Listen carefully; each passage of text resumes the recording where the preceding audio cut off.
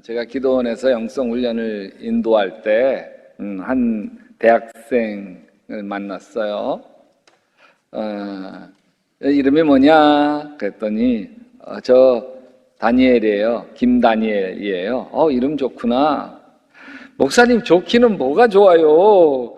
다니엘은 남자 이름이잖아요. 저는 여잔데 왜 아버지는 성경에 나오는 여자 이름 많은데 남자 이름 붙여줬는지 모르겠어요.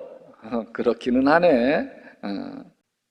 그 청년 아버지는 딸에게 왜 다니엘이라고 하는 이름을 붙여 주었을까요? 다니엘이 뜻을 정하고 하나님을 신뢰하며 살아가는 모습이 좋았기 때문일까요? 비록 사자굴 같은 바벨론 왕궁에서도 사자굴을 천사굴로 만들고 살아가는 그 믿음의 능력 때문이었을까요? 또 아무리 처지가 고달픈 포로 출신이지만 끝내 1인 지하, 만인 지상, 왕 바로 밑에 총리 대신까지 되는 축복을 받은 게 참 좋아 보였기 때문일까요? 아무튼 다니엘은 정말 인생의 밑바닥에서부터 오직 하나님을 의지함으로 대단한 출세를 이루어낸 인물이에요. 그러면 다니엘이 행복했을까요? 성공했는데, 출세했는데 행복했을까요? 저는 행복하지 않았을 거라고 봐요. 왜냐하면 지금 자기의 조국 이스라엘은 멸망해서 황폐한 땅이 되어 있는데, 근데 어떻게 자기만 출세하고 성공했다고 자기가 행복할 수 있겠어요? 여러분, 바빌론 포로 자식으로 태어나서 이국 멀리 타향해서 다니엘처럼 아주 고위 관직에 오른 사람이, 출세한 사람이 느헤미야예요. 어느 날 예루살렘으로부터 온 사람에게로부터 너무 비참한 얘기를 들어요. 포로로 끌려오지 않고 예루살렘에 있는 사람들은 지금 멸시를 당하고 예루살렘의 성벽은 무너져 있고 성문들은 다 불타 있어서 언제든지 시달리고, 이 말을 들은 느헤미야가 흐느껴옵니다. 이 말을 듣고서 나는 주저앉아 울었다. 나는 슬픔에 잠긴 채로 며칠 동안 금식하며 하늘의 하나님께 기도하며 아뢰었다. 다니엘도 마찬가지죠. 조국 이스라엘을 생각하면 마음이 미어집니다. 그래서 이렇게 기도해요. 주여, 이제는 예루살렘에서 주님의 진노를 거두어 주시옵소서. 예루살렘과 주님의 백성들이 모욕을 당하고 수치를 당하고 있습니다. 폐허가 된 예루살렘 성전을 다시 일으켜 주십시오. 나의 하나님, 우리가 황폐해진 것과 주의 이름을 빛내던 이 도성, 예루살렘 도성의 고통을 굽어보아 주시옵소서. 이런 다니엘, 간절히 기도하는 이 다니엘에게 하나님께서 환상을 보여주십니다. 마지막 때, 종말의 때의 환상을 보여주죠. 오늘 말씀은 이렇게 시작합니다. 그때에 너희 백성을 지키는 위대한 천사장 미카엘이 나타날 것이다. 그리고 나라가 생긴 뒤로 그때까지 없던 어려운 때가 올 것이다. 그러나 그때에 그 책에 생명록에 기록한 너의 백성들은 모두 피하게 될 거다. 구원받게 될 거다라는 거죠. 다니엘은 하나님의 계시를 받아 종말론적 미래를 예언하게 되어집니다. 그래서 다니엘서는 구약의 요한계시록, 묵시록이라고 이야기하는 책입니다. 부활하신 예수님이 감람산에서 호련히 하늘로 올라가시죠. 제자들은 구름 사이로 승천하시는 예수님의 모습을 바라봅니다. 바로 이때 흰옷 입은 천사 둘이 나타나 제자들에게 말하죠. 어찌하여 하늘을 쳐다보면 서 있느냐? 너희를 떠나서 하늘로 올라가신 이 예수는 하늘로 올라가는 것을 너희가 본 그대로 내려올 것이다. 언제 오시나요? 안타깝게도 아무도 모릅니다. 그러나 그날과 그때는 아무도 모르나니 하늘의 천사도 아들도 모르고 오직 아버지만 아시느니라. 그날과 그때는 아무도 모릅니다. 그러나 예수님이 재림하시는 종말의 때를 짐작할 수는 있죠. 왜냐하면 종말의 징조가 나타나기 때문에 그렇습니다. 민족이 민족을 거스르러 일어나고 나라가 나라를 거슬러 일어날 것이며 여기저기서 기근과 지진이 있을 것이다. 종말의 강력한 징조는 세계적인 환란이 시작되는 거예요. 오늘 다니엘 말씀에서도 이렇게 이야기해요. 그때에 내 민족을 호위하는 큰 군주 미가엘이 나타날 것이요 또 환란이 있으리니 이는 개국 이래로 그때까지 없던 환란일 것이다. 민족과 민족이 거슬러 일어나고 있는 거예요. 나라가 나라를 집어삼키고 있는 거죠. 이게 재림의 징조입니다. 이 환란의 때에 적그리스도가 출현합니다. 교회를 어지럽히게 되어지죠. 다니엘서 8장에 보면 그는 힘이 점점 쓰여질 것인데 그 힘은 제 힘이 아니라 그가 놀라운 힘으로 파괴하고 하는 일마다 형통하여 강한 사람과 거룩한 백성을 파멸시킬 것이다. 그러나 예수 그리스도가 공중에 재림하시고 모든 적그리스도와 거짓 선지자들을 다 무적행 불못에 던져 넣을 것입니다. 여러분, 누가복음 21장 34절에 예수님의 경고를 들으십시오. 너희는 스스로 조심해서 방탕함과 술취함과 세상살이의 걱정으로 너희 마음이 짓눌리지 않게 하고 또한 그 날이 덫과 같이 너희에게 닥치지 않게 하여라. Just 15 minutes라고 하는 짤막한 연극이 있어요. 단지 15분 뿐이라는 거예요. 장래가 촉망되는 아주 총명한 젊은이가 있는데 20대에 박사학위 논문을 완성했어요. 그래서 논문 통과를 기다리고 있어요. 또 아름다운 여인에게 청혼을 했고 여인의 답을 기다리고 있어요. 그런 도중에 갑자기 몸이 아파서 병원에 갔어요. 진찰 결과가 아주 충격적이에요. 당신의 생명은 15분만 남았습니다. 이게 뭐지? 내가 왜 이럴 리가? 이렇게 고민하는 순간 5분이 지났어요. 초조했어요. 그때 전보 한 통이 날라와요. 억만장자 삼촌이 방금 운명하셨습니다. 재산 상속자는 당신뿐입니다. 와서 재산 상속 절차를 밟으십시오. 10분 남은 인생에게 억만장자 되는 게 무슨 소용이 있겠어요? 2분이 또 흘렀습니다. 이제 8분 남았는데 전보가 날라왔어. 애타게 기다리던 애인이 보낸 편지예요. 당신의 청혼을 승낙합니다. 그리고 12분이 지나고 이제 3분이 딱 남았는데 세 번째 전보가 날라옵니다. 당신의 박사학위 논문이 통과되었습니다. 축하드립니다. 이 전보, 이 청년이 가장 애타게 기다리던 바라고 그러는 거였는데 무슨 소용이 있겠어? 이제 내 생명 끝나는데. 마태복음 16장 26절에 이렇게 이야기해요. 사람이 만일 온 천하를 얻고도 제 목숨을 잃으면 무엇이 유익하리요? 사람이 무엇을 주고 제 목숨과 바꾸겠느냐? 여러분, 인생에는 끝이 있고 세상에는 종말이 있어요. 인생의 수고가 다 끝나는 날 우리는 하나님 앞에 서게 될 것입니다. 여러분, 하나님 앞에 서게 된 마지막 종말의 때에 사람들은 딱 둘로 나뉘는 거예요. 둘로. 2절 보면 그리고 땅속 티끌 가운데 잠자는 사람 가운데서도 많은 사람이 깨어날 것이다. 그들 가운데서 어떤 사람은 영원한 생명을 얻을 것이며 또 어떤 사람은 수치와 함께 영원히 모욕을 받을 것이다. 여러분, 우리가 재림하시는 예수님 앞에 서는 날 사람들은 결국 둘로 나누어집니다. 마태복음 25장에서도 보면 인자가 모든 천사와 더불어 영광에 둘러싸여 올 때에 그는 자기의 영광의 보좌에 앉을 것이다. 그는 모든 민족을 그의 앞에 불러 모아 목자가 양과 염소를 가르듯 그들을 갈라서 양은 그 오른쪽에 염소는 그 왼쪽에 세울 것이다. 여러분, 더 이상 인생은 가진 자와 못 가진 자로 나누지 않습니다. 배운 자와 못 배운 자로 나누지 않습니다. 잘생긴 자와 못생긴 자로 나누지도 성공한 자와 실패한 자로 나누지도 않습니다. 오직 오른편 양무리에 속한 사람과 왼편 염소무리에 속한 사람으로 나눌 뿐이에요. 하나님 앞에서 영원한 생명을 누릴 사람과 영원한 수치를 당할 사람으로 나눌 뿐이에요. 착하고 충성된 종아 칭찬받을 사람하고 악하고 게으른 종아 심판받을 사람으로 나뉘는 거예요. 영원히 예비한 천국에 들어갈 사람과 영원한 불못에 들어갈 사람으로 나뉠 뿐이에요. 여러분에게 묻습니다. 여러분은 거지 나사로처럼 하나님 아버지 품에 안길 사람입니까? 아니면 부자처럼 영원한 불못에 떨어질 사람입니까? 예수님 안에 있는 사람, 예수님이 내 안에 있는 사람 다 영원한 천국에 갑니다. 왜? 하나님의 자녀이기 때문에 그래요. 영접하는 자, 곧 그 이름을 믿는 자들에게는 하나님의 자녀가 되는 권세를 주셨기 때문에 그래요. 그래서 우리는 지옥에 가고 싶어도 못 가. 알아요?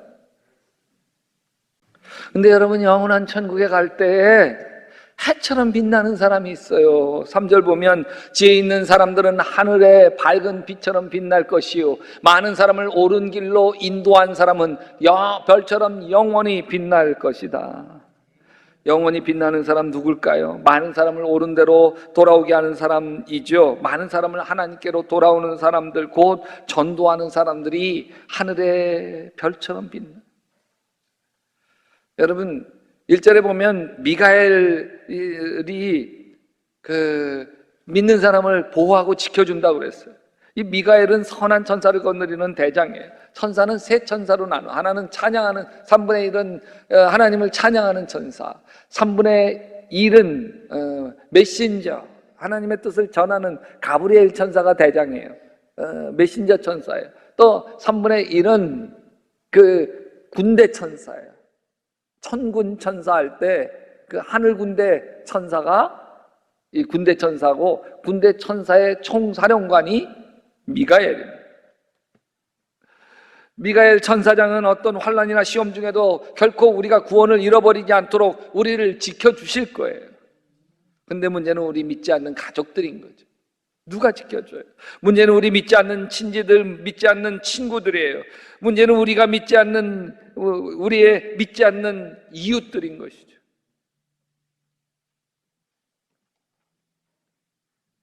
여러분, 하나님의 가장 큰 뜻이 뭔지 아세요? 하나님의 뜻은 딱 하나예요. 세상을 구원하는 거예요. 하나님이 세상을 이처럼 사랑하사 독생자를 주셨으니 아무도 멸망치 않고 구원에 이르게 하는 거예요. 그래서 예수님은 이 동네 저 동네를 다니면서 하나님의 복음을 전합니다. 여러분, 전도는 해도 되고 안 해도 되는 게 아니라 꼭 순종해야 할 필수 과목이에요. 고린도전서 9장 16절에 바울은 자기 심정을 아주 솔직하게 고백하고 있어요. 내가 복음을 전할지라도 그것이 나에게 자랑거리가 될 수 없습니다. 나는 어쩔 수 없이 그것을 해야만 합니다. 부득불 복음을 전해야 됩니다. 사도 바울도 어쩔 수 없이 복음을 전할 때가 있다는 거예요. 하기 싫은데도 억지로 할 때가 있다는 거죠. 사도 바울이라고 복음 전하는 게 늘 좋기만 했겠어요? 인간이기에 어떤 때는 전하기 싫을 때도 있었어요. 어떤 때는 사람들이 무섭고 핍박받는 게 싫어서 도망치고 싶었을 거예요. 어떤 때는 육신이 약해서 쉬었으면 할 때도 있었을 거예요. 그럼에도 불구하고 전하고 싶지 않을 때도 억지로 복음을 전, 하나님이 맡기신 일에 순종하는 거죠. 그러면서 이렇게까지도 얘기해요. 내가 복음을 전하지 않으면 나에게 화가 미칠 것입니다. 한번 같이 읽어볼까요? 내가 복음을 전하지 않으면 나에게 화가 미칠 것입니다. 여러분을 교회로 인도한 분은 누구신가요? 저는 중학교 1학년 때 선배 누님이 저를 인도하셨습니다. 고등학교 1학년 때 토요일 저희 집에 찾아와서는 제 손을 덥석 잡고 규희야 교회 가자 이끌었어요. 그때 사춘기였는데 피가 철철 끓는 저의 손을 탁 잡아봤는데, 여자 손이라고는 거친 엄마 손밖에는 못 잡아봤는데, 그 누님의 손은 정말 야들야들하고 자그맣고 따뜻했습니다. 그 손 뿌리치고 싶지가 않았어요. 그 손길에 이끌려 학생부 예배에 참석했습니다. 그 느낌은 아직도 제 손에 있습니다. 얼마 전 한 30여 년 만에 그 누님과 통화를 했습니다. 그 누님이 아니었더라면 내가 어떻게 목사가 되어 이 자리에 설 수 없었을 거라고. 그 누님이 아니었다면 아직도 세상 유혹 따라가며 살아 있을지도 모른다고. 그런 이야기를 나눴어요. 그 누님이 그렇구나. 그렇게 말해주니까 너무 행복하다. 그 누님은 가만히 잃어버렸을 거예요. 근데 그 누님이 제 손 덥석 잡아 이끄는 그 순간, 운명을 바꾸는 순간이죠. 그 순간은 단지 송규희 한 사람의 영혼을 주님께로 인도하는 순간이기도 했지만, 송규희 목사를 통해 은혜 받고 삶의 소망을 얻고 예수님께 인도함을 받은 수천 수만 명의 영혼을 인도하는 순간이기도 한 거죠. 기가 막힌 순간. 여러분을 이렇게 그리스도인이 되도록 손잡아 준 사람 누구신가요? 제 아는 후배로부터 이야기를 만나서 이야기하는데, 송 목사님, 신성한 목사 아시죠? 그랬어. 내가 신성한 목사 어떻게 알아? 예, 신성한 목사 만났더니, 송 목사님, 송 목사님은 아주 제 인생의 멘토시라고, 가장 존경하는 목사님이라고 막 그렇게 얘기해요. 내가 어떻게 아냐고. 제 친구예요. 중학교 2학년 때 같은 반이었어요. 그래서 얘 전도하고 싶어서, 야, 우리 교회에 탁구장이 있는데 우리 탁구 치러 가자. 제가 꼬셨죠. 그래서 탁구 치러 다니면서 자연스럽게 전도했어요. 근데 그 친구 그렇게 전도하고 나서 목사 될 줄 몰랐죠.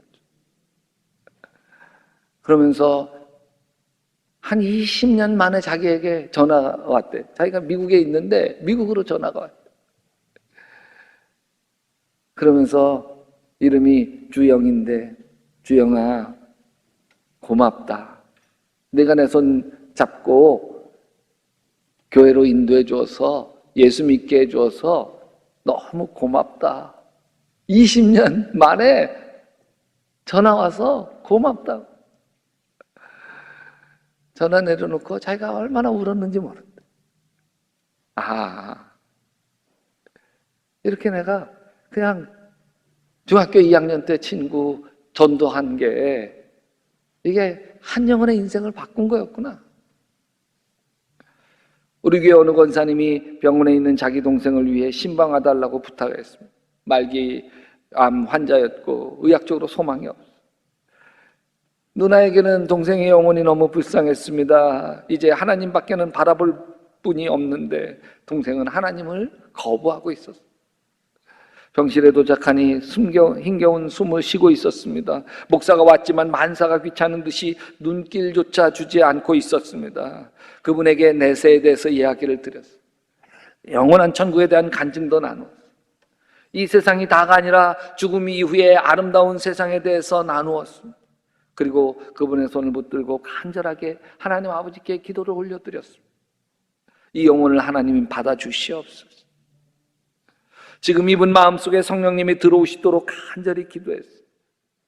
예수님의 이름으로 기도합니다. 마치자 이분이 아멘 그러시더라고요. 아멘. 기도를 끝낸 뒤에 영접 기도를 시켰습니다. 따라해 보세요. 예수님을 내 마음에 모십니다.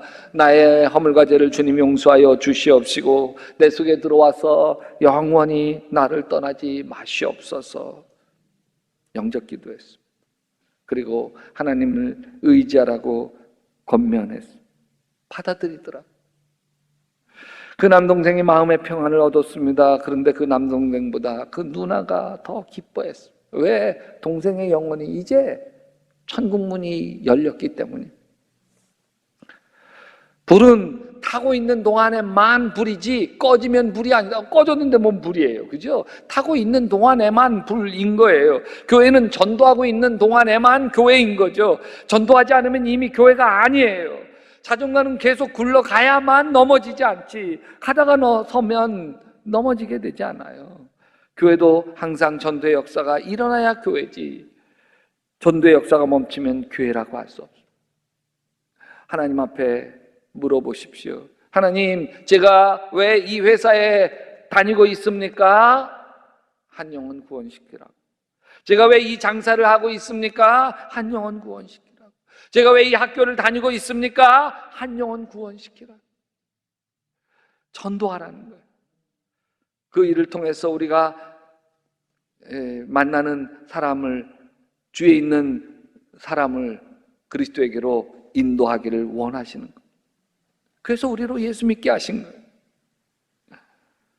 부평 세림병원에 한 간암 말기 환자가 입원해 있었습니다. 근데 이분에게 부산에 있는 딸이 장문의 편지를 아버지에게 썼어요. 아버지, 정말 이때까지 전 아버지를 사랑하지 못했습니다. 아버지를 생각하면 자꾸 부정적인 면만 떠오르고 따뜻한 아버지의 사랑을 아무리 기억하려고 해도 생각나지 않았습니다. 그러나 이 순간, 이 글을 쓰는 순간에 저는 그래도 아버지가 계셔서 든든한 울타리가 되어 주셔서 딸인 저를 지켜주셨음을 깨닫게 되었습니다. 아버지, 인간은 어떻게든 한번 태어나면 다 떠나기 마련이지만 아버지를 위해서 기도하면서 얼마나 펑펑 제가 흐느끼며 울었는지 모르고, 그 전까지는 저에게 아버지에 대한 정이라든지 사랑이 없는 줄 알았어요. 늘 엄마만 불쌍하다고 생각했습니다. 따뜻한 남편의 사랑도 못 받은 엄마가 불쌍해서 무조건 엄마 편이 되었었지만 이게 아닙니다. 아버지 사랑합니다. 아버지 딸이 마지막 부탁 하나 드릴게요. 엄마와 함께 교회에 나가세요. 사람은 어떤 계기가 있을 때나 고통 중에 있을 때에 하나님을 믿게 되나 봅니다. 엄마, 아버지께는 여태껏 제가 속여왔지만 재작년 제가 세브란스 병원에 입원해 있을 때에 자궁암이라는 진단을 받았습니다. 항암 주사를 맞고 머리카락은 다 빠지고 끔찍한 구토에 시달려야만 했어요. 이때 이 고난 중에 저는 하나님을 만났습니다. 아버지, 그냥 이대로 받아들이고 믿으세요. 어린아이와 같은 순진한 마음으로 의심하지 마시고 지나간 잘못은 회개하시고 하나님을 믿으세요. 아버지, 힘내세요. 아버지 곁에는 아버지를 진심으로 사랑하는 가족이 있고 제가 있잖아요. 하나님 아버지께서도 아버지를 붙들어 주실 거예요. 아버지를 진심으로 사랑하는 딸 유순으로부터 이 편지를 읽은 아버지가 하염없이 눈물을 흘립니다. 내 딸에게 따뜻하게 사랑한다는 말 못하고 못난 모습만 보였던 부끄러운 아빠였기에 회한의 눈물을 흘립니다. 그리고 자궁암 걸리고 항암 치료하며 그 고생 다 했는데 그거 몰랐던 자신이 미안해서 눈물을 흘립니다. 그리고 결심합니다. 그래, 내가 예수 믿어줘야지. 내 딸 소원 들어줘야지. 아멘.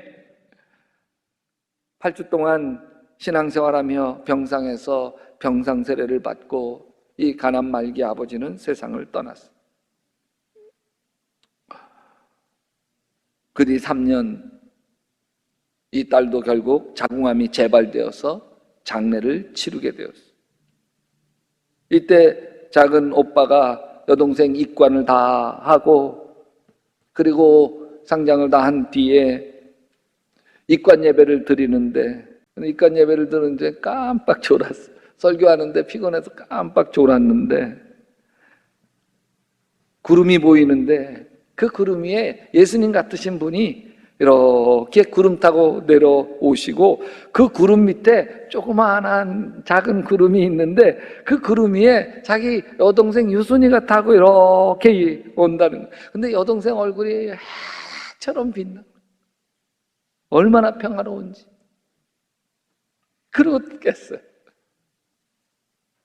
내 여동생이 죽어 천국 갔구나. 그래, 내 여동생 예배드리던 그 자리 내가 채워야지. 내가 채워줘야지. 믿지 않던 오빠도 교회 다니기 시작했어. 누가 일하셨나요? 성령께서 일하시는 거예요. 우리는 기도했고 성령께서 일하여 주셔서 하나님 품에 안기게 하셨습니다. 다만 우리는 입술을 엽시다. 전도는 우리가 수시로 합시다. 입술을 열어서 만나는 사람에게 교회 다니세요? 예수 믿으면 참 좋아요.